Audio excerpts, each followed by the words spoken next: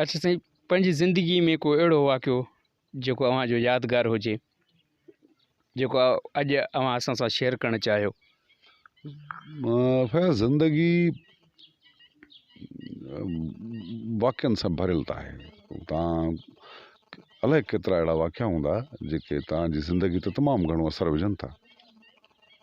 ऐं ज़िंदगी जो पहिरियों जेको मूंखे परेशान कंदो आहे, मां मासूमियत 12वीं उमिरि जो ॻाल्हि कयां, जॾहिं चौथे दर्जे में पढ़ां थो ऐं 3 दर्जा हिन ॻोठ मां पास कया आहिनि।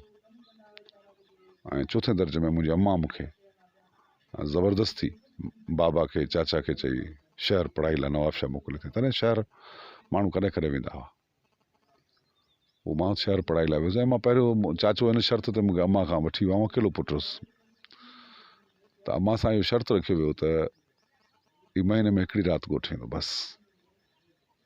अम्मा चयो मूंखे क़बूल आहे। चाचा वारनि बाबा वारनि खे हुते रही कोन सघंदी पुट खां सवा, पर अम्मा चयो त न, मूंखे क़बूल आहे। ऐं मां नवाबशाह वियुसि। ऐं महीने खां पोइ जॾहिं मां पहिरियों दफ़ो आयो हुउसि त अम्मा ॾाढो ख़ुशि थी, मूंखे ॾाढियूं मिठियूं ॾिनई, ॾाढो भाकुर ॾिनई। मूंखे हिकिड़ी ॻाल्हि चयईं त अम्मा लाइ शइ कोन वठी आहीं। मूंखे अहसासु, नंढड़ो हुउसि, पर मूंखे इहो थियो त मूं वॾी ग़लती कई आहे। अम्मा लाइ शइ वठी ईंदुसि, ॿिए दफ़े जॾहिं ईंदुसि। ऐं ॿिए ॾींहुं सुबुह सां असां वियासीं हलिया 8 ॾींहंनि खां पोइ, छो त हाणे वरी ॿियो न, पोइ मूंखे महीने खां पोइ वञिणो हो। पर 8 ॾींहंनि खां पोइ मुंहिंजो चाचा आयो अहमद ख़ान, त मूंखे चई ॻोठ हलूं, त मुंहिंजे लाइ हैरानगी हुई त 8 ॾींहं कीअं त चाचा वठी हले ॻोठ।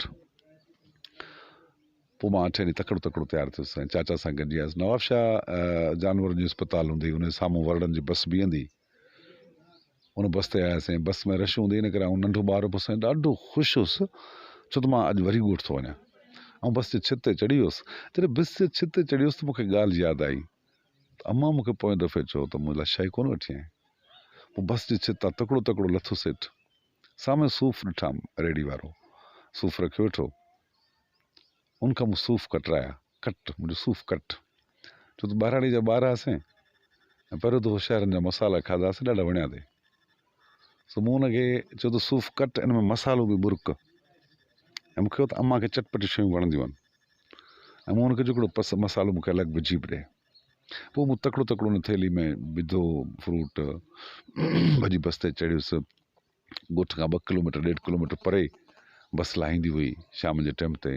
ऐं पोइ चाचा अॻियां हूंदो, ऐं भॼ भॼां ऐं ख़ुशीअ में बेकाबू हुजां त अॼु मां वञा पियो घर, मां अम्मा सां वेंदुसि, अम्मा सां सुम्हंदुसि, नंढड़ो हूंदुसि। जॾहिं घर जे गेट ते पहुतोसीं त मुंहिंजे घर में रोज हुयो। मूंखे ख़बर कोन छो पिया रोअनि, ऐं सिधो वियुसि, मायूं वेठियूं हुजनि, मूंखे पोइ बि सम्झ न पई अचे। पुछा कई उन्हनि सभिनि खां, अम्मा किथे आहे? तूं खटे गिड़ी पई हुई विच ते, उन ते सवड़ आई पई हुई। ऐं वाड़नि वांगुरु उन सभिनि मायुनि में पंहिंजी अम्मा खे ॻोल्हियां पियो। पोइ मुंहिंजी नानी हुई, उन उहा सवड़ परे जो कई, उन मुंहिंजी अम्मा जो लाश पियो, अम्मा मरी चुकी।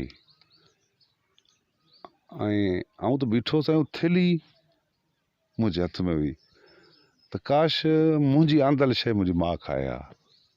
सो इहो हिकिड़ो 12वीं उमिरि जो हिकिड़ो अहिड़ो वाक़ियो जंहिं ज़िंदगी मटाए छॾी असांजी।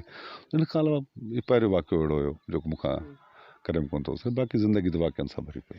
शुक्रगुज़ार आहियूं अव्हां असांखे टाइम ॾिनो। जेतिरो नाज़रीन तव्हां ॾिॿाई साहिब जा वीचार ॿुधा। अॼु जेको आहे क़ौमी शाइर, इनकलाबी शाइर असां सां गॾु हुया। अॼु असां संदसि राइशगाह ते पहुची ऐं हुननि सां मुखातिब थियासीं।